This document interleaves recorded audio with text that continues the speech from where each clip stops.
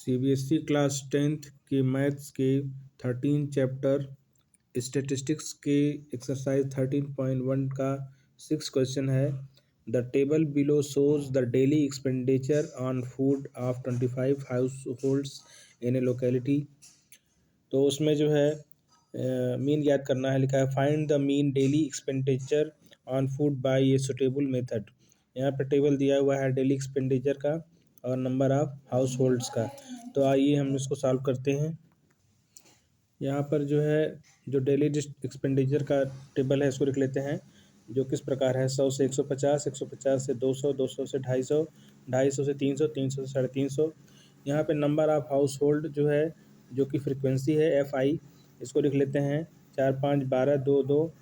और यहाँ पे जो है XI मालूम कर लेते हैं। तो XI मालूम करने के लिए इन दोनों को जोड़ करके 2 से भाग दे दिया जाता है। तो XI इस तरह से आ जाएगा 125, 175, 225, 275, 325। इसके बाद यहाँ जो है एज्यूम्ड मीन ज्ञात कर लेते हैं। तो एज्यूम्ड मीन जो है जिसकी फ्रिक्वेंसी सबसे ज़्यादा होती है उसी सारणी को लेते हैं। तो यहाँ पर जो है एज्यूम्ड, यहाँ पर जो है फ्रिक्वेंसी 12 सबसे ज़्यादा है। तो यहाँ पर जो है इसको जो है हम लोग एज्यूम्ड मीन के रूप में ले लेंगे। तो 225 एज्यूम्ड मीन हो जाएगा। इसके बाद जो है इसके बाद डी ज्ञात कर लेते हैं, जिसे डिफरेंस बोलते हैं। तो डी ज्ञात करने के लिए जो XI है उसमें से एज्यूम्ड मीन 225 को घटाएंगे तो आ जाएगा। तो यहाँ पे XI है 125, इसमें जो है 225 घटाएंगे तो आएगा -100। यहाँ पे XI 175, उसमें से 225 घटाएंगे तो -50 आएगा। यहाँ पे 225 में से 225 घटाएंगे 0 आएगा। 275 में से 225 घटाएंगे तो 50, और 325 में से 225 घटाएंगे तो 100। इस तरह से जो है डी यानी डिफरेंस मालूम हो गया।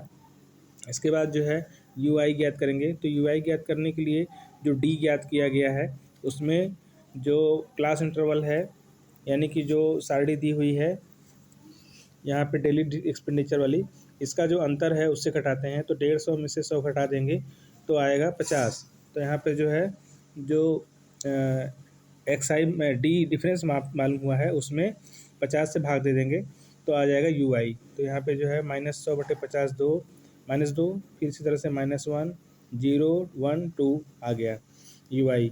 इसके बाद FI और UI को मल्टीप्लाई कर देते हैं। तो यहाँ पर जो है फ्रीक्वेंसी FI है ये सब, और यहाँ पे जो है हम लोगों को UI ज्ञात हुआ है ये।